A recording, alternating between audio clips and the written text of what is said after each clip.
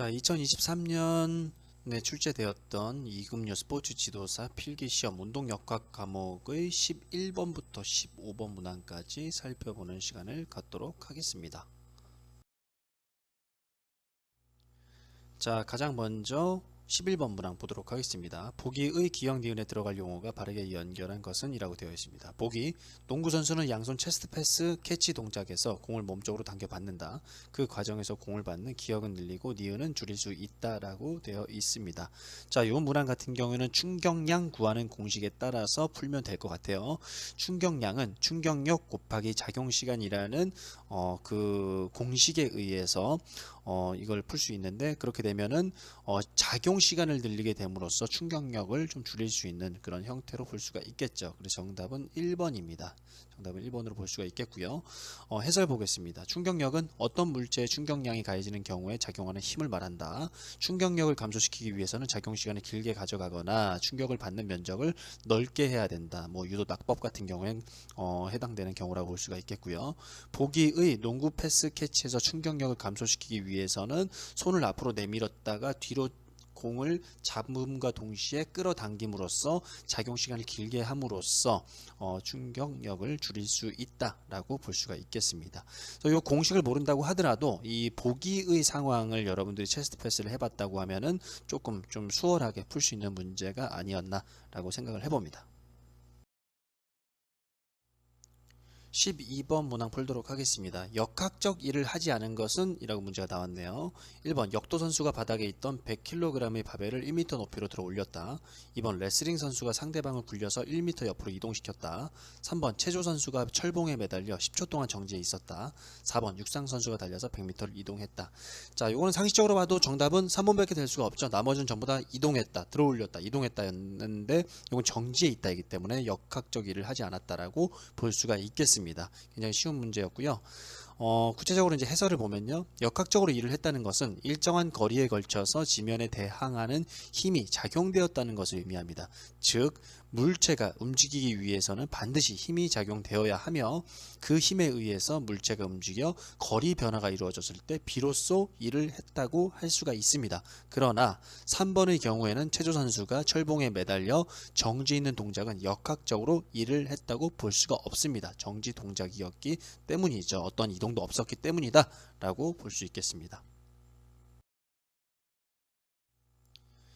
자, 13번 문항 보겠습니다. 마그누스 효과에 대한 설명이 아닌 것은? 이라고 나와 있네요. 1번 레인에서 회전되는 볼링공의 경로가 휘어지는 현상. 2번 커브볼로 투구된 야구공의 경로가 휘어지는 현상. 3번 사이드 스핀이 가해진 탁구공의 경로가 휘어지는 현상. 4번 회전이 걸린 테니스공이 아래로 빠르게 떨어지는 현상. 자, 이런 것들을 보면은 전부 다 이제 휘어지는 현상, 뭐 떨어지는 현상 다 동일한데요. 여기에서 중요한 것은 이 휘어지는 공이 지면에서 이루어지는 것이냐 공중에서 이루어지는 것이냐로 구분할 수가 있겠죠. 마그누스 효과는 어떤 그 유체 역학에서 나타나는 현상이기 때문에 회전되는 그 공이 회전되는 그 휘어지는 현상을 보는 것이기 때문에 2, 3, 4번은 마그누스 효과에 해당이 되지만 1번 같은 경우는 마그누스 효과에 해당이 되지 않는다라고 볼 수 있겠습니다. 그러면 여기서는 왜 공이 휘어질까요? 마찰력 때문이죠. 마찰력 때문에 휘어진다라고 이해할 수 있겠고요. 해설 보겠습니다. 마그누스 효과는 유체 속을 회전하면서 움직이는 물체가 운동 방향의 수직으로 힘을 받아 경로가 휘는 현상이다. 1번 레인에서 회전하는 볼링공의 경로가 휘어지는 것은 마그누스 효과, 유체 역학 때문이 아니라 마찰력에 의해서 발생되는 현상이다 라고 볼 수 있겠습니다. 정답은 1번입니다. 14번 문항입니다. 스키 점프 동작의 역학적 에너지에 대한 설명으로 옳지 않은 것은? 이라고 나와 있네요. 단 공기 저항은 무시한다고 되어 있고요. 1번 운동 에너지는 지면 착지 직전에 가장 크다. 2번 위치 에너지는 수직 최고점에서 가장 크다. 3번 운동 에너지는 스키 점프대 이륙 직후부터 지면 착지 직전까지 동일하다. 4번 역학적 에너지는 스키 점프대 이륙 직후부터 지면 착지 직전까지 보존된다. 이렇게 되어 있습니다. 자, 여기서 우리는 그 역학적 에너지에 대한 개념을 잘 알고 있어야 되는데요. 일단은 위치 에너지와 운동 에너지 이 두 가지로 구분을 할 수가 있어야 되겠고, 특히 이제 위치 에너지 같은 경우에는 물체 또는 선수가 놓여 있는 위치에 따라서 저장된 에너지이며 그 크기가 질량과 높이와 비례하다는 점 잘 알고 있으면 좋겠습니다. 자, 그래서 스키 점프 여러분들 그 머릿속에서 우리 운동역학은 항상 머릿속에서 그 운동 상황을 실제로 이렇게 이미지로 그려보는 것이 굉장히 효과적인데요. 스키 점프 동작의 그런 이미지를 머릿속에서 그려보면서 문제를 풀면 좋을 것 같습니다. 자, 운동 에너지는 지면 착지 직전에 가장 크다라고 나와 있는데요. 요거는 네, 맞는 말이 되겠죠. 그죠? 높이 올라갔다가 내려올 때 가장 운동 에너지가 클 수가 있겠고, 위치 에너지는 수직 최고점에서 가장 크다. 그렇죠. 가장 높이 올라가 있기 때문에 위치 에너지는 가장 크다라고 볼 수가 있겠습니다. 자, 3번 운동 에너지는 스키 점프대 이륙 직후부터 지면 착지 직전까지 동일하다. 그래서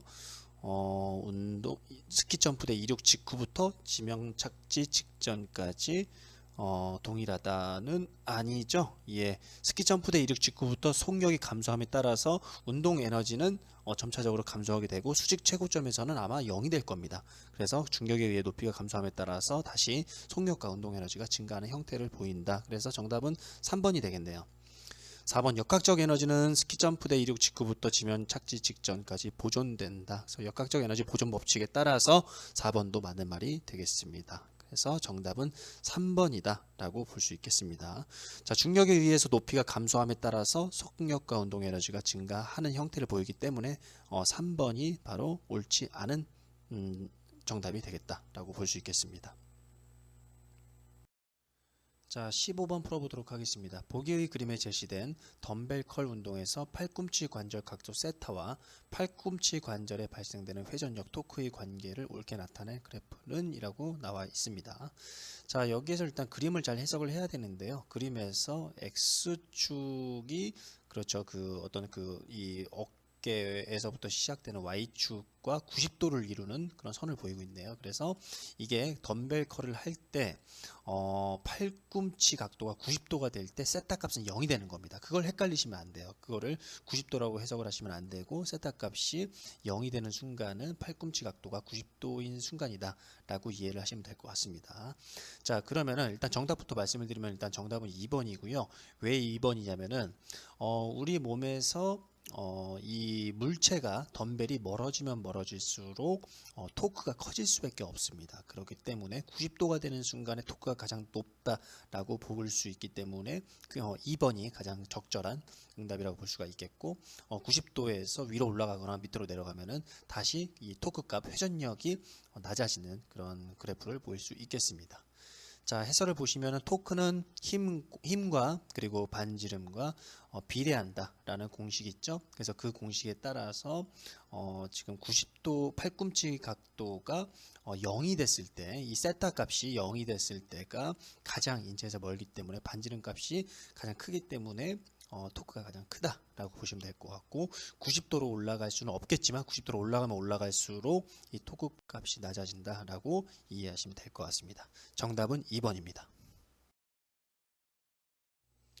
자, 이렇게 해서 2023년에 기출되었던 운동역학 기출문제 11번부터 15번 문항까지 살펴보았습니다. 자, 전체적으로 어려운 문제도 있었고요. 상대적으로 쉽게 해결되는 문제도 있었지만 이제 나름대로 어느 정도 공부가 되었다고 하면은 그렇게까지만 못 풀만한 문제는 아니었다라고 생각을 합니다. 그래서 여러분들 아까 이제 봤던 그 팔꿈치 덤벨 컬과 관련된 그 문제는 굉장히 난이도가 어려웠던 문제고요. 나머지는 푸는데 크게 문제가 없었다라고 생각을 합니다. 자, 다음 영상에서는 운동역학 2023년도에 기출된 16번부터 마지막 20번 문항까지 살펴보는 시간을 갖도록 하겠습니다.